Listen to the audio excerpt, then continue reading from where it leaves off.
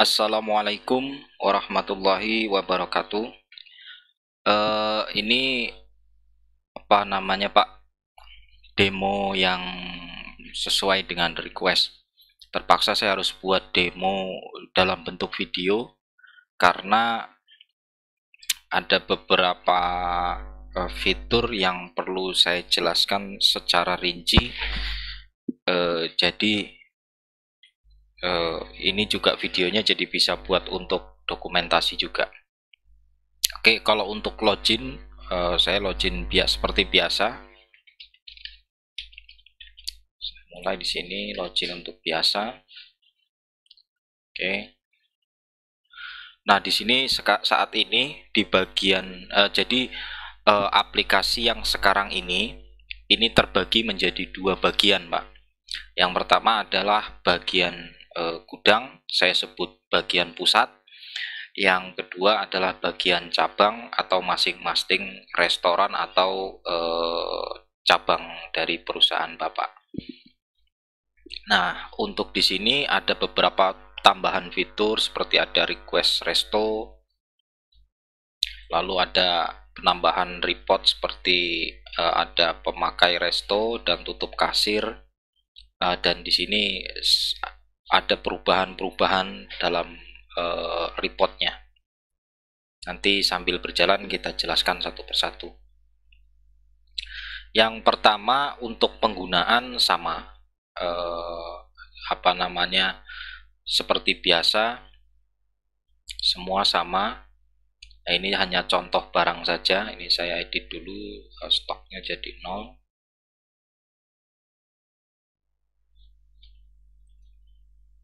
Oke, saya buat barangnya 2 saja. Lalu kategori sudah tidak usah, supplier sudah.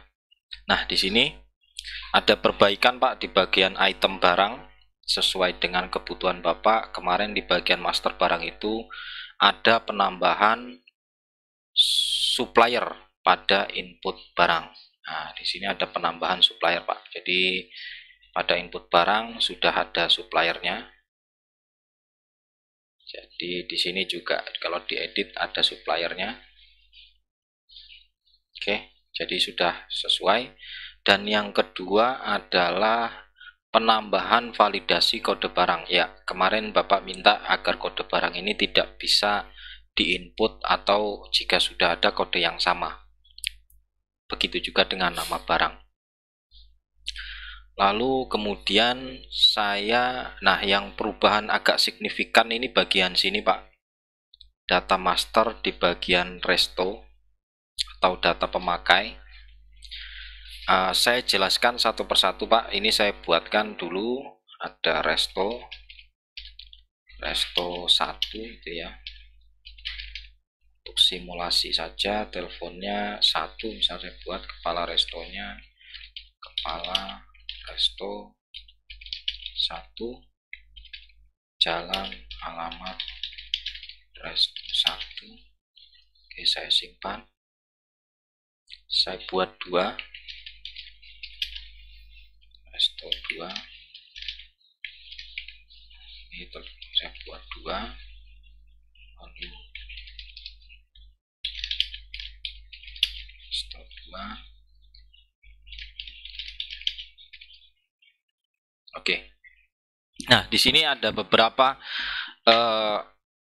perubahan fitur pada saat penambahan data resto ini, Pak.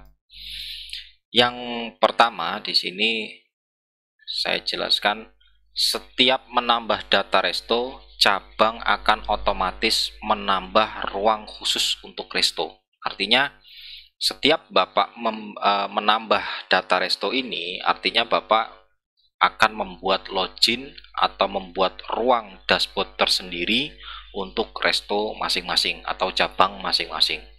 Lah, nanti diaksesnya berbeda Pak. Jadi diaksesnya kalau yang di sini, ini Pak, saya sudah login. Nah, ini aksesnya cabang ya. Nanti saya buatkan contoh masuk login ke sininya. Kita tetap sekarang di pusat dulu. Jadi setelah membuat data ini, otomatis Bapak membuat satu user atau meng-create satu ruangan dashboard tersendiri untuk cabang. Yang berikutnya adalah otomatis membuat login cabang. Default username-nya adalah nomor telepon dan passwordnya admin. Jadi setelah Bapak membuat data ini, maka secara otomatis pihak ini atau Resto 1 ini dia punya default login, yaitu pertama adalah nomor telepon, yang kedua untuk username-nya adalah nomor telepon, lalu kemudian untuk passwordnya admin, Pak, default itu ya. Jadi waktu Bapak tambah satu itu langsung otomatis, secara otomatis dia punya username-nya adalah nomor telepon dan passwordnya admin. Oke, selanjutnya saat tambah data, Resto otomatis mengcopy seluruh data barang pusat ke Resto cabang dengan default stok 0. Nah, ini. Jadi, waktu Bapak create ini juga, otomatis data barang yang di sini, data item barang yang pernah Bapak input di pusat, itu tercopy seluruhnya ke masing-masing cabang. Jadi, master data barangnya akan sama, yang membedakan hanya stoknya. Jadi waktu Bapak create Resto tadi, otomatis data ini karena ada dua, misalnya di sini ada 10, ya akan 10 data tercopy. Nah, katakanlah di gudang ini ada stoknya. Nah, waktu mengcopy itu tidak serta-merta mengcopy juga stoknya, Pak. Jadi di bagian cabangnya nanti itu stoknya 0. Cuma bahannya saja atau nama barangnya, ininya, satuannya itu sama. Artinya langsung tercopy otomatis. Jadi antara item barang yang di gudang dengan yang di pusat dengan yang di cabang sama. Nah, perbedaannya di data barang sini, jika di gudang bisa menambah atau merubah, ya intinya, atau menghapus. Jika di bagian cabang itu tidak bisa ngapa-ngapain, hanya view saja. Dia hanya bisa melihat seperti ini aja, Pak. Dia tidak bisa tambah, tidak bisa edit, juga tidak bisa hapus. Karena nanti pada prinsipnya perubahan stok, dia bisa merubah stok dia. Hanya bisa merubah data stok dia. Itu pun bisa manual, juga bisa otomatis. Artinya otomatis saat ada barang masuk, nanti otomatis menambah di stoknya mereka. Begitu. Oke, lanjut. Nanti sambil saya simulasikan caranya. Blokir pada master resto artinya memblokir keseluruhan akses resto cabang termasuk seluruh user pada cabang tersebut. Oke, nah di bagian resto ini, Pak, di sini ada status blokirnya no, N itu no. Nanti kalau terblokir berarti keblokir atau enggak. Kalau ini kan statusnya no, jadi tidak terblokir. Kalau misalnya terblokir jatuhnya Y. Misalnya contoh begini, saya rubah Y. Nah, ini berarti terblokir posisinya. Nah, misalnya Pak, karena di bagian resto itu dia juga bisa membuat operator ini, Pak. Banyak operator. Jadi ada sama seperti ini, ada operator induk atau penanggung jawab utamanya atau administrator utamanya di bagian restonya, tapi dia bisa membuat user yang lainnya juga. Jadi dia bisa memfilter juga user ini untuk akses ini sama seperti yang di bagian sini. Cuma kontrolnya hanya untuk yang di bagian menu-menu di cabang. Begitu. Nah, waktu memblokir artinya user-user yang ada di cabang itu tidak bisa login. Jadi secara total akun restonya terblokir secara keseluruhan. Tapi mereka juga bisa memblokir satu persatu. Artinya mereka masih bisa memblokir seperti yang di sini, Pak. Yang di sini kan masih bisa diblokir. Misalnya si A diblokir, si B tidak, misalnya gitu. Sama, di sana juga begitu. Oke. Nah, ini saya kembalikan, saya blokir no. Oke. Lalu kemudian jika resto sudah dibuat dan kemudian pihak gudang menambah data barang, maka bertambah juga pada seluruh cabang dengan default stok 0. Oke. Ini sama sih. Misalnya ini kan saya sudah buat resto nih. Ada 2 resto. Ada 2 cabang yang saya buat, otomatis data item barang yang di gudang yang ini itu tercopy di 2 cabang tersebut. Nah, bagaimana kalau saya menambah barang di bagian gudang? Nah, jika saya menambah barang di bagian gudang, secara otomatis di bagian cabang juga akan menambah, tetapi stoknya jadi 0 gitu. Nah, kalau menghapus, kalau di sini dihapus berarti secara total keseluruhan di bagian cabang juga ikut terhapus, Pak. Begitu juga termasuk penamaan. Namanya juga ikut berubah juga. Jadi waktu Bapak merubah di gudang, nama misalnya dari baju ini dirubah celana, di bagian cabang juga akan berubah jadi celana. Begitu juga dengan kategori atau kodenya. Sama, yang tidak bisa dirubah oleh gudang adalah stoknya. Jadi stoknya itu kendalinya masing-masing. Jadi stok gudang adalah hanya gudang yang bisa mengendalikan. Di bagian resto yang bisa mengendalikan ya pihak cabangnya. Oke, lanjut. Oke, ini tidak nanti. Nah, di sini saya mau langsung loncat ke transaksi barang masuk, Pak. Saya coba simulasi barang masuk dulu. Kalau nggak salah mungkin Bapak sudah bisa ya. Ini saya buat asal. Ini kode barangnya saya buat di sini. Misalnya saya buat 100 ya. Saya simpan. Terus saya pilih yang kedua. Misalnya saya buat 200. Oke, saya simpan. Oke, di sini jadi transaksi barang masuk. Seperti ini Pak, kalau transaksi barang masuk nanti ada grand totalnya. Kalau mau edit zaman. Oke, langsung saja mungkin Bapak sudah bisa. Nah, ini kalau retur barang masuk supaya saya mau menampilkan report supaya ada datanya. Oke, saya kembalikan ini kode data barangnya. Misalnya saya kembalikan 10. Ini juga saya kembalikan. Ini saya kembalikan 20.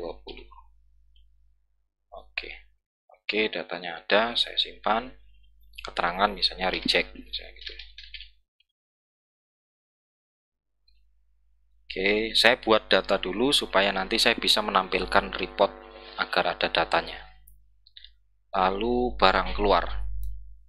Nah, di bagian barang keluar ini agak unik. Artinya unik, maksudnya begini Pak.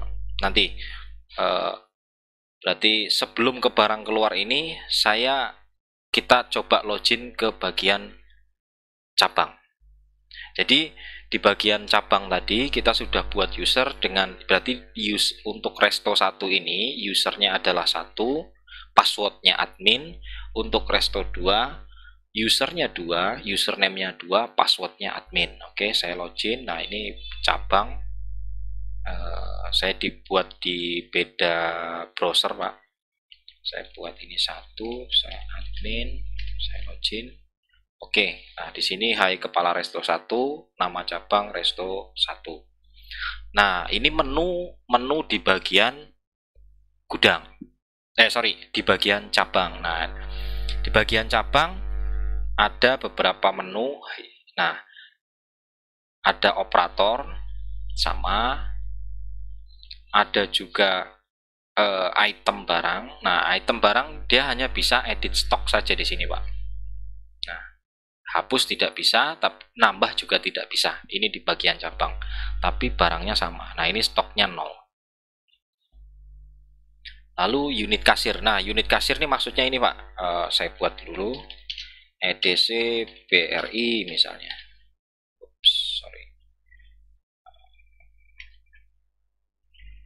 Lalu saya tambah EDC BCA, saya tambah lagi EDC Mandiri,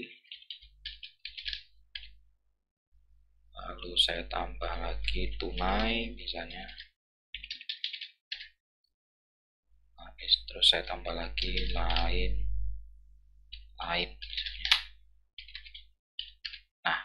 Nah ini di bagian data unit ini karena request Bapak kan masing-masing cabang akan berbeda. Nah ini juga berbeda Pak, nanti hasilnya di masing-masing cabang dia punya data unit tersendiri. Oke, nah sekarang kita coba request barang untuk komunikasi antara cabang dengan gudang atau pusat. Nah ini komunikasinya di sini Pak. Kita request barang dulu. Ini cabang mau request barang. Oke, nah kode barangnya di sini saya misalnya mau request 10. Nah ini yang untuk data 1, yang baju request 10, lalu saya yang sepatu request 20. Oke, ini otomatis kode request tanggalnya, tanggal hari ini bisa dirubah. Nah ini default login bisa juga dirubah. Saya simpan. Oke, ini data requestnya. Nah dilihat di sini Pak, data request ini ada statusnya, dia statusnya masih proses. Di sini statusnya ada dua, proses dan selesai. Jika di request barang ini statusnya masih proses, bagian cabang masih bisa edit dan hapus. Artinya datanya masih bisa dirubah oleh pihak cabang ataupun dihapus oleh pihak cabang. Tetapi kalau statusnya sudah selesai atau sudah dikirim barangnya, nah itu nanti kan berubah jadi selesai. Nah itu tidak bisa lagi diedit. Jadi menu edit fitur edit ini atau tombol edit dan hapus ini berubah menjadi detail atau hanya view saja. Gitu. Oke. Nah dari sini kita masuk ke gudang. Saya pindah ke line browser. Nah, saya masuk ke gudang ini, saya refresh. Nah, di sini ada tanda, Pak. Di sini artinya ada notifikasi bahwa ada request dari resto atau dari cabang. Ini ada satu, ini berarti ada satu data. Nanti kalau misalnya ada beberapa data ya nanti akan bertambah. Misalnya ada 4, 5 dan seterusnya. Nah, request resto ini sebetulnya tidak pengaruh dengan stok ataupun apa. Nah di sini warnanya kuning kalau kalau statusnya masih proses dia masih kuning. Kalau misalnya sudah selesai dia jadi putih atau seperti biasa. Lalu bagaimana untuk memproses data ini supaya menjadi status selesai? Yang pertama, jika misalnya kita mau kirim barang tanpa ibarat kata kan ini ada PO gitu Pak ya. Ini kan request barang ini seolah-olah seperti PO. Nah, tetapi kita mau ngirim barang ini tanpa melalui PO itu. Itu tetap bisa Pak.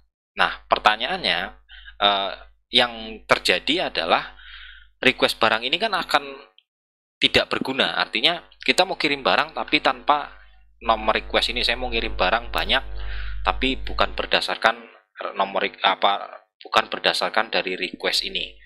Nah, kalau tidak berdasarkan request ini, berarti request ini akan terlewati. Nah, itu jika terlewati atau tidak mau diproses, ya tinggal diupdate saja menjadi selesai. Nah, di sini nanti akan menghilangkan notifikasi yang di sini, Pak. Ini. Jadi notifikasinya sudah seolah-olah kita sudah tidak, si pihak gudang atau pihak pusat itu sudah tidak punya kerjaan lagi atau tidak ada request dari cabang. Nah, oke, tapi di sini saya coba mau pakai menggunakan yang untuk menggunakan sistemnya.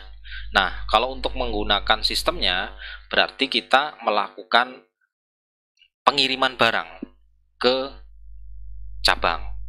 Nah, di sini berarti kita masuk ke barang keluar. Saya tambah barang keluar.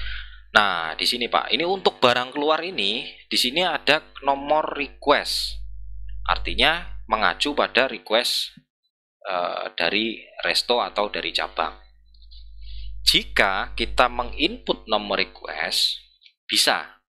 Tetapi kalau kita tidak mau input request, artinya kita mau kirim barang tanpa request ya, tanpa nomor request, ya sudah, ini dikosongkan saja Pak. Kita tinggal tambahkan detailnya satu-satu apa yang mau dikirim. Nah, perbedaannya kalau kita dengan nomor request dengan yang tidak dengan nomor request, kalau tidak dengan nomor request artinya kita tidak menggunakan data request ini, maka kita akan pilih satu-satu barang, pilih satu-satu sesuai dengan yang mau dikirim. Tetapi kalau menggunakan nomor request, misalnya contoh ya Pak, saya coba, kita klik nomor request. Nah, di sini ada daftar requestnya. Artinya ada daftar request. Oh, ini adalah daftar request yang belum selesai. Artinya tunggakan request. Nah, kalau misalnya nanti ini sudah diproses atau sudah selesai, ini daftar ini hilang. Nah, ini tinggal dipilih aja. Secara otomatis, misalnya sebelumnya, ini barangnya masih kosong Pak ya. Ini bagian barang masih kosong. Setelah saya klik, saya pilih request ini, secara otomatis barangnya akan masuk ke bagian detail barang. Jadi kita tidak perlu input satu-satu. Dan di sini ada stok. Artinya kita bisa lihat, langsung bisa lihat stok kita ini masih berapa. Nah, dan statusnya di sini sudah, ini 170 ini sudah dikurangi dengan 10 ini Pak ya.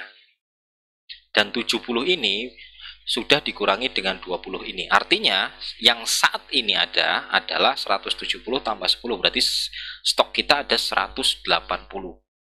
Dan sepatu ada 90. Begitu. Oke, langsung kita ini misalnya ada surat jalan, saya simpan. Nah, waktu saya simpan, jika menggunakan nomor request, di sini ada nomor requestnya, transaksi barang keluar, ini nomor transaksinya, di sini nomor requestnya. Nah, secara otomatis waktu kita simpan barang keluarnya tadi, request restonya sudah hilang, atau notifikasi dari request resto itu sudah hilang. Oke, kemudian kan ada di bagian barang keluar ini sudah. Kemudian ada ini, Bapak kemarin minta fitur retur untuk di bagian cabang, tetapi yang meretur cukup bagian gudang saja. Oke, sebelum ke sana, saya mau, berarti ini karena ini ada barang keluar, berarti si cabang akan menerima kan, pastinya begitu. Saya lihat dulu, baju 10, sepatu 20 ya. Baju 10, sepatu 20. Nah, di sini kalau kita refresh, requestnya sudah, statusnya selesai. Nah, bagian request ini karena sudah selesai, dia aksinya tinggal detail aja Pak. Jadi tinggal melihat riwayat, oh saya pernah request ini gitu. Dan di sini sudah tidak bisa ada action lagi. Dia hanya detail, betul-betul hanya detail, dan ini akan jadi history. Kemudian tadi karena ada barang yang dikirim, sebentar saya lupa tadi yang dikirim apa. Baju 10, sepatu 20. Oke. Berarti ini di menu cabang Pak ya. Ini di menu cabang berarti ada barang masuk pastinya. Nah, barang masuk di sini berarti baju 10. Baju 10. Ya. Baju 10 saya simpan. Sepatu 20. Sepatu 20. Oke. Ini nomor DO-nya bisa kita catat, bisa tidak. Saya simpan. Oke. Nah, di sini secara otomatis nanti akan mengupdate data stok kita, Pak. Stok di bagian cabang. Nah, nih, jadi di cabang sekarang punya stok. Lalu kita kembali lagi ke gudang. Ini bagian gudang. Nah, saya mau menunjukkan returnya, Pak. Ini di sini returnya, retur barang keluar, Pak ya. Jadi artinya kita mau misalnya pihak cabang mau mengembalikan barang karena tidak laku atau bagaimana lah istilahnya, hal-hal tersebut. Oke, setelah itu kita buat returnya, Pak. Kita tambah. Nah, kita tinggal pilih restonya saja, Pak. Nah, kalau misalnya saya pilih resto 1 atau resto 2, katakanlah saya pilih resto 2, otomatis yang tampil di barang sini waktu kita memilih barangnya itu adalah stoknya punya resto 2. Oke, saya ulangi. Jika kita pilih resto 1, jika kita pilih resto 2, maka waktu kita mau memasukkan barang detailnya itu kita langsung masuk ke ruang atau ke bagian stoknya si resto 2. Lah, kalau kita, ini kan resto 2 kan 0, berarti dia tidak punya stok karena kita belum kirim barang ke sana. Yang kita kirim barang ke sana kan tadi resto 1. Oke, kita pilih dulu di sini resto 1. Oke, resto 1. Lalu kita pilih barangnya. Nah, di sini muncullah datanya si resto 1. Nah, dia punya quantity 20, ada 10. Nah, misalnya kita mau pilih yang sepatu ini saya kurangi 1 lah. Saya kurangi 2 atau 1 aja lah ya. 1 saya simpan. Lalu kemudian bagian sepatu saya kurangi 2. Nah, ini katakanlah dikembalikan 2 biji atau diretur 2 biji. Nah, begitu Pak. Nah, ini otomatis waktu jika seperti ini, terus saya simpan ya barang returnya. Barang retur ini akan kembali ke sini, ke bagian gudang. Jadi barangnya akan bertambah di bagian gudang dan berkurang di bagian resto. Begitu Pak. Nah, kita lihat ini bagian cabang atau resto. Aduh, saya bingung nih nyebut resto apa cabang. Nah, kita lihat di sini. Nah, di sini sudah berkurang, Pak.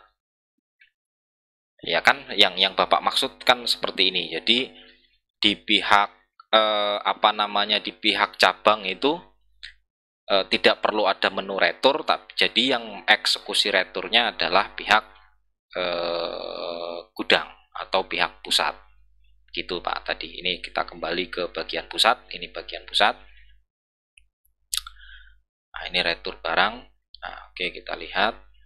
Nah, ini siap. Oke, mungkin sudah cukup menurut saya. Lalu kemudian saya masuk ke bagian cabangnya Pak. Saya cabang aja lah ya. Nah, kita ke cabang. Lalu kita tadi barang masuk sudah, kita melanjut ke pemakaian barang. Nah, ini tambah pemakaian.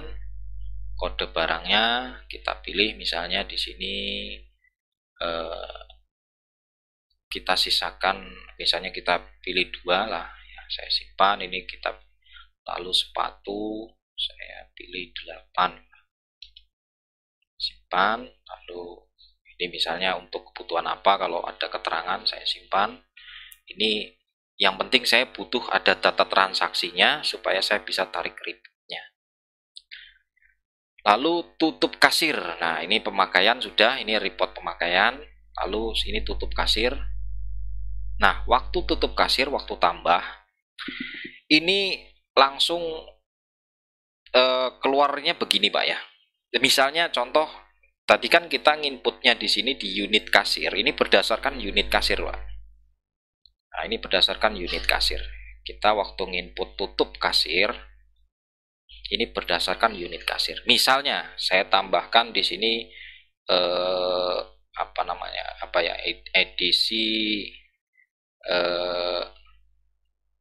edisi link, edisi BNI lah ya. Ini yang belum ada BNI. Oke, saya tambahkan edisi BNI misalnya. Edisi BNI. Oke, saya simpan. Sini muncul edisi BNI, lalu saya mau tutup kasir, saya tambah. Nah, di sini ada edisi BNI. Nah, saya tinggal input. Di sini tanggal ini default hari ini, tapi bisa dirubah sesuai dengan kebutuhan. Shift-nya ada dua, shift 1 atau shift 2. Misalnya ini saya input 10.000, ini 20.000, ini 30.000, ini 40.000, ini 50.000, ini 60.000. Nah, oke, saya simpan. Oke, ini jadi ada totalnya Pak, totalnya 210.000. Jadi punya dia langsung mentotalkan. Nah, untuk rinciannya ini, begitu. Ini langsung data totalnya. Jadi waktu mau tambah misalnya ini shift 2. Nah, kalau misalnya kita input shift 1 lagi nggak bisa Pak, pada tanggal yang sama terus input shift 1 lagi itu nggak bisa, pastinya shift 2, harus shift 2. Misalnya di sini ini 90.000, ini 120.000, ini misalnya 30.000, ini 40.000, 50.000, 60.000. Oke, saya simpan. Oke, ini langsung tampil. Jadi tanggal sekian, shift sekian, dia masuk 390.000 gitu. Oke, kemudian ini report bagian cabang. Jadi cabang juga punya report. Pastinya punya dia sendiri ya. Ini data barang dia. Nah, ini reportnya, data barang dia. Lalu ada stok opnam juga dari tanggal 1, misalnya saya buat sampai tanggal 31. Nah, ini stok opnam, ada masuk 10, ada retur 1, ada pemakaian 2. Gitu. Jadi stok akhirnya 7. Nah, ini kadang-kadang tidak sesuai Pak ya. Kadang-kadang tidak sesuai, tapi kalau memang yang jadi persoalan kan karena program yang saat ini kita buat kan fleksibel Pak ya. Tidak beku, artinya tidak, kalau beku itu sesuai dengan nggak akan bisa jalan kalau memang tidak sesuai dengan aturan. Nah, itu beku Pak, saya bilang beku. Misalnya wajib pakai request tadi kan gitu, misalnya, itu namanya beku Pak. Karena kita kan fleksibel, jadi lebih mudah karena tujuan kita kan hanya untuk mengontrol stok. Begitu. Nah, di sini saya kasih note, stok akhir adalah stok yang tersedia saat ini, bukan merupakan akumulasi dari keluar masuk barang pada tabel di atas. Artinya bukan, bisa saja ini kan misalnya kita stok saat ini terus kita edit sendiri misalnya jadi 17, misalnya ada stok sisa, ada stok apa. Nah, itu kan jadinya tidak balance dengan data masuk, retur dan keluarnya. Pastinya begitu. Jadi ini bukan merupakan akumulasi. Oke, ini stok opnam. Lalu kemudian ada barang masuk, pastinya sama ya Pak ya. Barang masuk pastinya sama. Nah, ini ada kode transaksinya. Ini detail barangnya. Lalu ada barang keluar, retur barang. Nah, di sini kan di cabang tidak ada menu retur barang. Tidak ada retur barang, tetapi dia bisa melihat barang dia yang diretur sama pihak pihak pusat. Dia hanya bisa melihat laporan retur barang, misalnya di sini ini. Nah, oh ternyata barang saya kemarin diretur atau sudah otomatis terretur gitu. Karena yang melakukan retur adalah pihak pusat.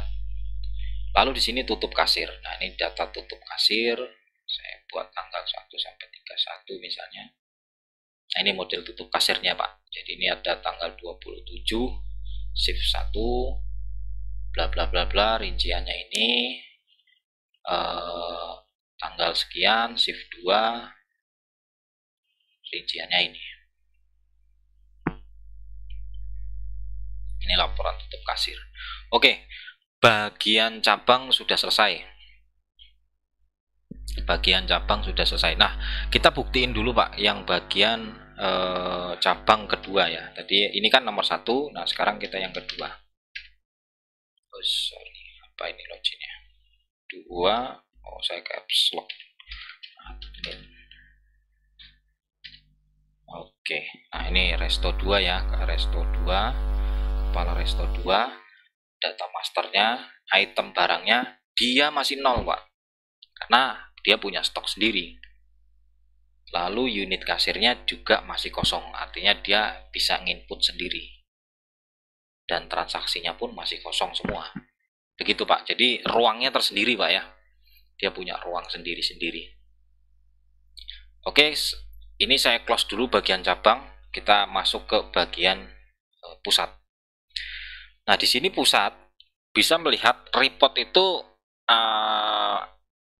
bisa narik langsung datanya, jadi kita tidak perlu masuk ke ruang bagian cabang, tidak perlu repot-repot, karena kita sudah bisa lihat apa yang kita butuhkan itu di report sini Pak. Oke, lalu kita klik item barang. Nah, di sini ada pilihan laporan item barang ini mau ngambil yang di pusat atau mau yang ngambil di resto. Kalau ngambil di pusat kita cetak, misalnya di sini oh di pusat 171, ada 72 ini misalnya kan gitu. Nah, kalau kita ngambil di resto 2 misalnya gitu. Kita pilih di resto 2, kita cetak, oh dia masih 0. Dia masih 0 stoknya atau sudah 0. Nah, kita lihat di resto 1. Kita cetak. Nah, di sini ada 7, di sini ada 10. Jadi kita bisa langsung lihat tanpa harus login ke bagian gudang, dan di sini sudah bisa kita print. Ini ada laporan resto 1. Lalu kemudian stok opnam. Nah, stok opnam juga sama Pak. Kita bisa pilih mau pusat atau yang di cabang. Begitu. Ini pusat. Ini ada perbedaannya di sini ya Pak. Dalam kurung pusat. Kalau misalnya kita mau pilih resto, saya pilih resto 1, saya cetak, ini punya resto 1. Ini ada keterangannya, jadi kita bisa cetak laporan resto 1 pada tanggal cetak hari ini, tanggal cetaknya ini, dan dicetak oleh siapa. Lalu kemudian supplier, wajar lah ini hanya data supplier, data resto. Lalu barang masuk, ini laporan barang masuk. Ini kita bisa cetak semua dari supplier. Oke, lalu ada yang aneh-aneh aja ya Pak ya. Yang lainnya Bapak bisa coba sendiri nanti. Nah, di sini Pak, pemakaian resto. Jadi pemakaian resto itu kita bisa langsung lihat.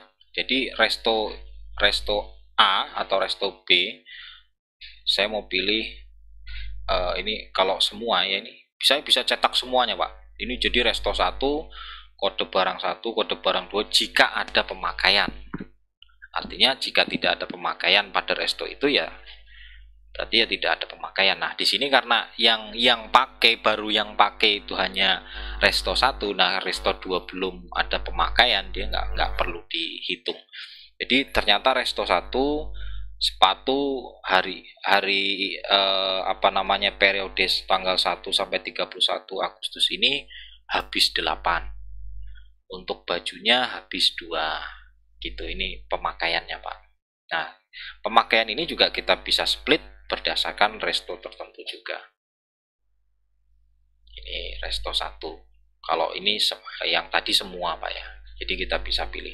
Lalu kemudian tutup kasirnya juga bisa kita lihat dari sini Pak. Kita bisa lihat dari sini. Nah, misalnya semua lah ya. Nah, ini kita bisa ambil cetak semua. Ini resto 1. Resto 1 tanggal 27 shift 1 dan seterusnya. Nanti jika ada ini resto 2, resto 3, resto 4, atau kita bisa ngambil dari resto tertentu saja. Jadi kita bisa pilih salah satunya Pak. Gitu Pak. Oke Pak, mungkin Bapak bisa nanti coba-cobalah gitu. semoga paling ya, saya tadi sih sebenarnya cuma mau untuk yang bagian ini saja sih, data resto yang agak riskan, jadi saya ngejelasinnya nanti susah kalau lewat telepon atau WA. Begitu Pak. Oke Pak, cukup sekian, semoga sudah sesuai dengan kebutuhan. Assalamualaikum warahmatullahi wabarakatuh.